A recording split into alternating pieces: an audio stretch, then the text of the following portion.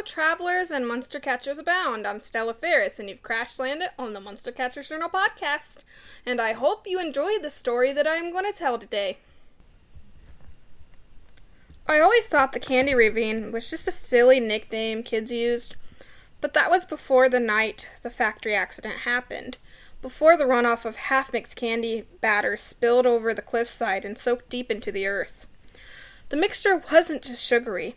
It was infused with the factory's experimental energizing syrup, the kind they weren't supposed to be testing yet.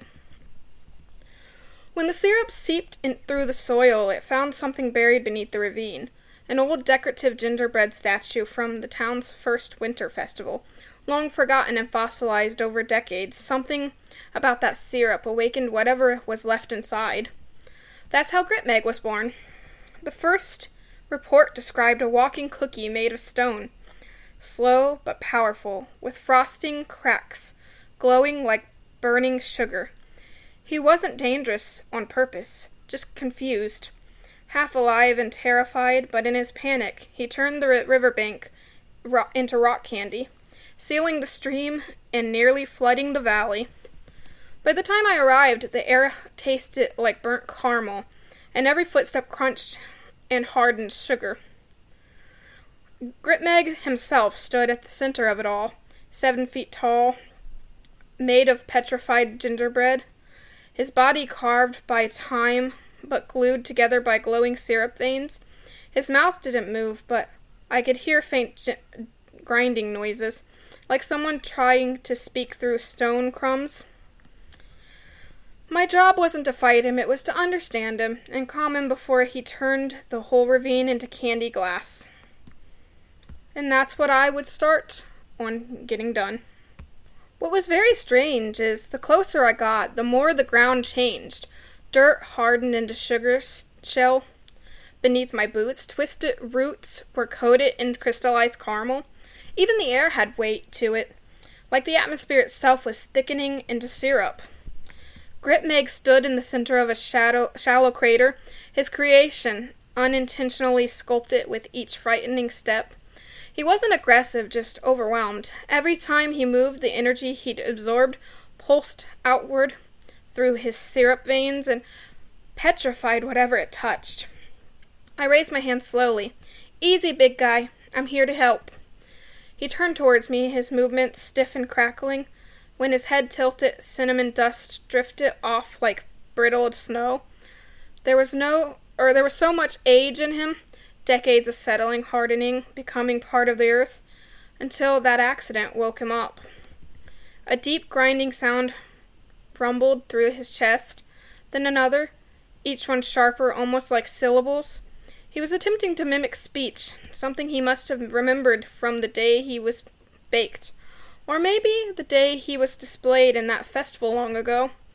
But every attempt fractured his chest more, the cracks glowing, white hot with energized syrup beneath. Okay, don't force it," I whispered. "Just listen."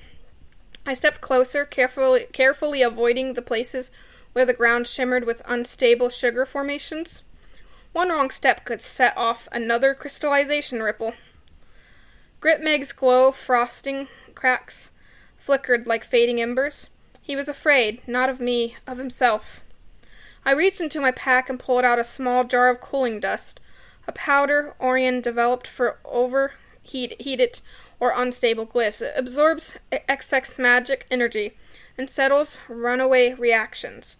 If it worked on a fire glyph, and its magma types, maybe it could stabilize whatever was boiling in Gritmeg's core. I scattered a line of dust between us. The effect was immediate. Gritmeg's glow softened, the syrup veins dimmed to a steady amber. The brittle tremble in his arms began to slow. He took one step toward me, and the ground beneath him petrified again, but this time only in a small circle, more controlled. "We're getting there," I told him. "Just breathe with me, if you even breathe."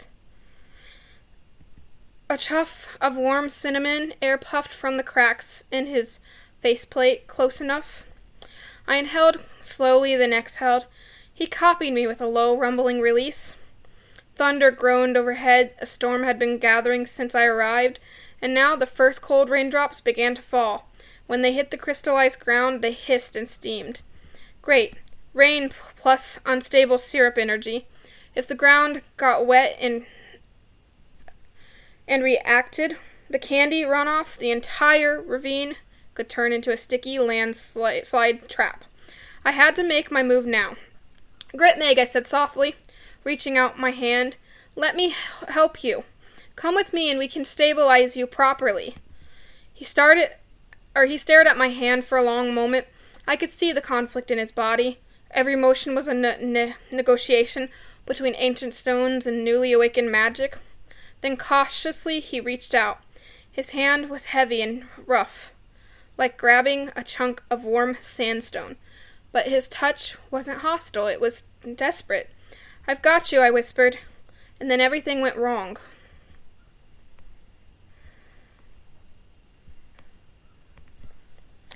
A bolt of lightning cracked across the sky and struck the edge of the ravine. The shockwave tore through the crystallized candy formations, sending shards flying like glass. Gritmeg recoiled in fear, the syrup veins inside him flashing dangerously bright. No, don't panic! But it was too late. He stumbled backwards, collapsing to one knee, and slammed a hand into the ground. A massive wave of petrification surged outward in a ring. Trees, rocks, even running water froze mid-motion into gleaming sugarstone. The ravine began to collapse. I sprinted towards him as the ground crumbled. Gritmeg, focus on my voice. The giant gingerbread head snapped toward me, his glowing cracks flickering like lightning. I jumped, landing against his arm just as the ledge gave way. The two of us slid down the collapsing slope, shards of rock candy slicing the air around us. Gritmeg planted his feet, trying to hold the ground together, but he only succeeded in turning the sliding soil into a hardening candy avalanche.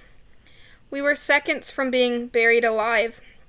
I grabbed the remaining cooling dust and threw the entire jar into the glowing crack in his chest. The effect hit instantly. His syrup veins dimmed, then steadied. The energy stabilized. The avalanche slowed, then stopped mid-slide, frozen in place like a sugary sculpture. We sat there in the silence that followed, both of us catching our breaths. Whew, even if one of us didn't technically need to breathe. Gritmeg looked at me with a new, calm light shining through the cracks. A rumble rolled out of him, gentler this time, a thank you, in his own way. I nodded. Yeah, you're safe now. With slow, careful movements, he allowed himself to be guided into the containment circle I drew on the leveled shelf of stone. It wasn't a cage, it was a stabilizing field, fueled by the dust's lingering effect. He stepped inside willingly. As the storm cleared, the ravine glittered with crystal formations, dangerous, yes, but beautiful, too. A reminder of how easily accidents can awaken ancient things best left sleeping. I looked up at Gritmeg. Let's get you somewhere you can really heal, I said. He rumbled softly again, and that's how a forgotten festival decoration, buried for decades, became one of the most powerful petrification glyphs I've ever encountered. That's how I met Gritmeg, and that's how I learned that even a gingerbread man can have a heart of stone, and still be worthy of saving. The containment circle shimmered as Gritmeg stepped inside its sigils, glowing a soft bluish-white against the crystallized ground. The field hummed like a tuning fork struck by gentle magic. It was designed to ease unstable glyphs into a safer, calmer state, like a deep exhale after holding your breath too long. Gritmeg stood still, towering over me at nearly 7 feet tall, his silhouette etched in frosting cracks and amber veins. He didn't struggle, he didn't pace. He simply watched me with those hollow cookie eyes that glowed faintly from within. Then the humming deepened. The circle pulsed once, twice, and on the third pulse, something unexpected happened. Gritmeg's body gave a soft, brittle crack, then another. His frosting fixtures tightened. The petrified gingerbread man that made up his limbs started to compact, compressing inward like a statue being gently sculpted by invisible hands. His height dropped from 7 feet to 6, then 5. I stepped closer, checking the readings on my glyph stabilizer. Easy, you're not breaking apart, you're downsizing. Your energy levels are normalizing. Gritmeg gave a low, curious rumble. Looking down at his shrinking form, he wasn't afraid. If anything, he seemed relieved. Lighter than before, less like a fossilized gingerbread man dragged from the earth, and more like something alive for the first time. 4 feet tall now. His once massive hands reshaped into smaller, mitten-like ones, the deeper cracks sealed into gentler lines of hardened icing, even the syrup veins cold, settling into soft golden swirls. 3 feet tall. By the time he finished shrinking, he stood barely up to my hip, looking like a gingerbread guardian who'd finally been freed from centuries of weight. He tilted his head at me, waiting, almost expectant. I knelt down to his new height. "Well," I said, softly, "it looks like you stabilized better than I expected." He emitted a gentle clack of cookie teeth, playful almost, a world away from what the towering, terrified colossal he'd been earlier. The containment circle flickered again, and the sigils faded. He was fully stable now. The shrinking wasn't a malfunction. It was his true form, restored after being awakened in a chaotic, oversized state. I reached into my bag and pulled out an empty glyphid. It's a pyramid-shaped device that is palm-sized, and it's for catching glyphs. "Gritmeg," I said, offering the device. "This will keep your energy steady and give you a place to rest until we get you somewhere safe, but I won't force you." He looked from the glyphid to me, then stepped forward with a steady little thumb, placing his small hand over the glowing center. The glyphid reacted instantly. A ring of light whipped around us, warm and orange, gingerbread crumbs and cinnamon swirls like tiny sparks. Gritmeg's body dissolved into amber light as the glyphid absorbed his essence gently, not like a trap, but like a doorway. Click, snap, shoo! The capsule sealed. The glowing caramel core inside settled into a slow, steady pulse. I picked up the glyphid, feeling the gentle warmth radiating from it. "I've got you now," I whispered. "No more collapsing ravines, no more panic, just rest." The rain had finally stopped. The ravine glittered like a candy cathedral around me, frozen mid-chaos, a reminder of how powerful even the gentlest glyphs can be when born from disaster. I slid the glyphid into my bag beside the others. "Welcome to the team, Gritmeg," I said softly. Then I turned back towards the trail leading home, ready to tell Orion and the rest of the monster catcher crew about the gingerbread guardian I'd just added to our ranks.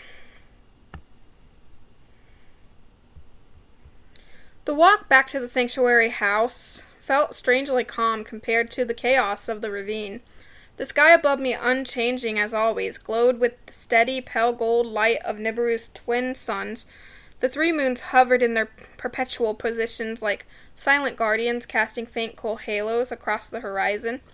The reflections shimmered in the pyramid's glyph-etched outer stone, giving the entire structure a soft, otherworldly glow. As I approached, the glyph wards rippled in greeting, sensing both me and the stabilized presence inside the glyphid at my hip, but something else caught my eye, someone who was standing on the wide front platform of the pyramid. Orion. He had his hands folded behind his back, coat lifting slightly in the warm static breeze that always draped the plateau with the constant sky brightness. There was no shadows to carve his expression, but his posture alone told me he'd been waiting. "Took you long enough," Orion said, raising an eyebrow. "There was a tremor from the west. I assume you caused it." "Me? No," I said. "The giant gingerbread golem I found, maybe." He stared at me for a long, silent moment. "Show me." Before I could, the pyramid doors slid open and Zena burst out with Myrno clattering behind her. There you are! We felt something shake. The whole pyramid vibrated with the drum. Please tell me you're not carrying another unstable disaster waiting to explode. Relax, I said, tapping the glyphid on my belt. In my bag, sorry. He's stable. Zena leaned in suspiciously. Why does it smell like cinnamon? Before I could answer, another figure peeked from behind the door. Luna. Her notebook hugged to her chest, like always. Is it true, she asked. You caught a candy glyph? I grinned. Better. I caught a petrified gingerbread guardian named Gritmeg. Zena said, a what? Luna added, please let me see him, Orion said. Not inside if it destabilizes. Too late. I pressed the glyphid sigil at the top. Amber light spiraled out of the Amber light spiraled out and reformed into Gritmeg's small, newly stabilized 3-foot body. He blinked up at everyone, frosting cracks faintly glowing white, and gave a soft crunch rumble. Luna gasped and crouched immediately, hands on her knees. He's so cute! Zena stepped backwards. He looks tough for a cookie. He is tough, I said, but not dangerous. Myrno sniffed him with intensity and curiosity. Gritmeg lifted a tiny hand in greeting, and Myrno wagged his tail so hard that his rhino horn nearly bonked him. No, I warned, flatly. We are not eating him. Zena covered her mouth to hide a laugh. Orion finally stepped forward, kneeling beside Gritmeg with a small scanner in his hand. The constant bright sunlight from the twin suns reflected off the device as it hummed. Fascinating, Orion murmured. His internal structure is mineralized gingerbread, ancient, and the frosting cracks behave like regulated vents. Your cooling dust stabilized the entire matrix. Gritmeg puffed up slightly, proud of himself. Luna giggled he likes you. Orion tried not to smile. Yes, I noticed. Gritmeg walked forward and gently tapped my leg, a tiny warm thank you. Zena folded her arms thoughtfully. So, what now? Does he stay here?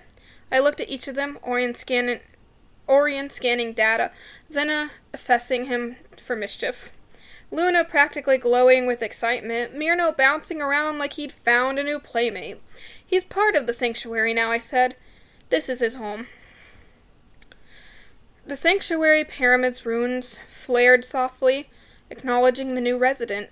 The unchanging sky above us cast the same eternal light over the group, but somehow, with Gritmeg here, it all felt a little brighter. The chaos ensued a few minutes after Gritmeg had arrived. He darted across the front lawn again, his little gingerbread legs pattering like tiny wooden taps.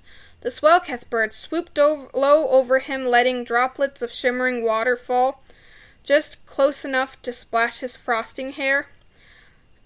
It wasn't attacking him, it was teasing him. The Swell-Ceth always did this. I leaned from the porch railing, laughing softly. Yep, that one likes him. They live in the bloodbark tree, remember? They think everything that moves is a toy. Zena crossed her arms, smirking, Gritmeg included. Up in the yards, massive bloodbark tree,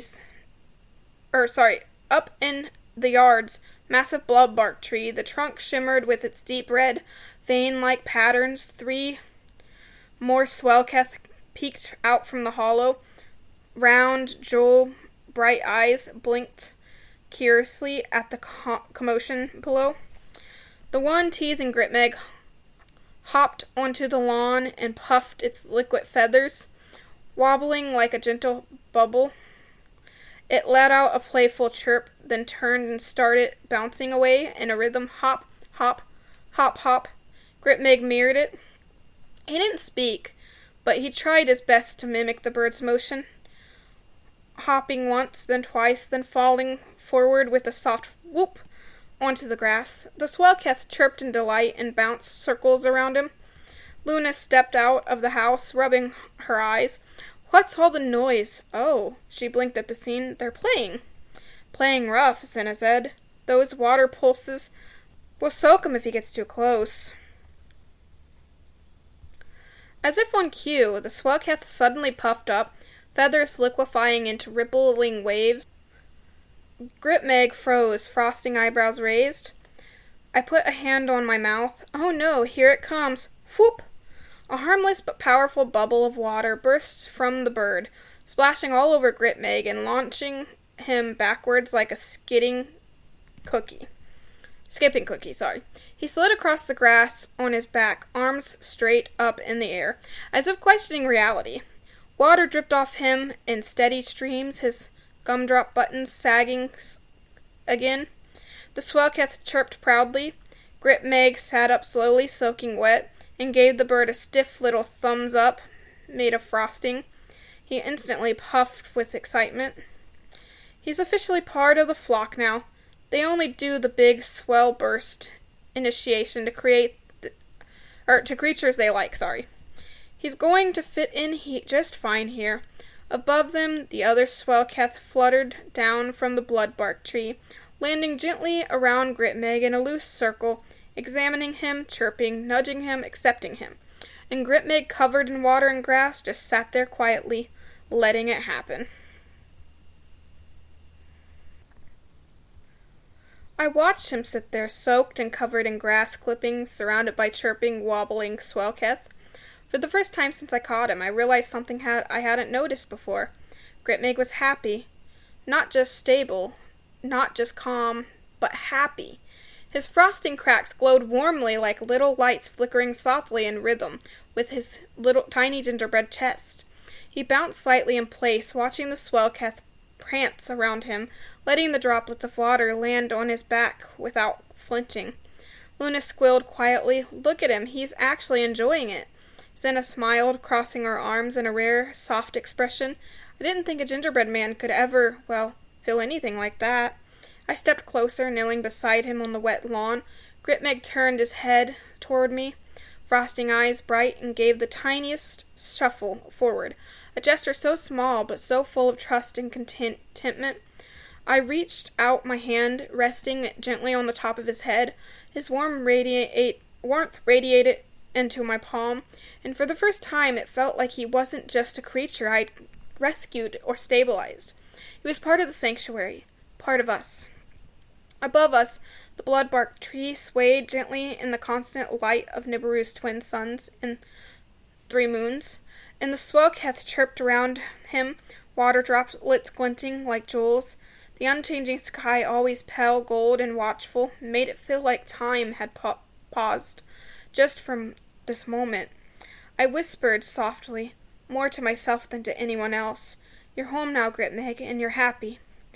He let out a soft, warm rumble, his way of replying, and hopped slightly, mimicking one of the birds. For the first time, I didn't have to worry about him. Not about collapsing ravines, not about storms, not about unstable magic. He was simply alive, truly alive, and I couldn't help but smile.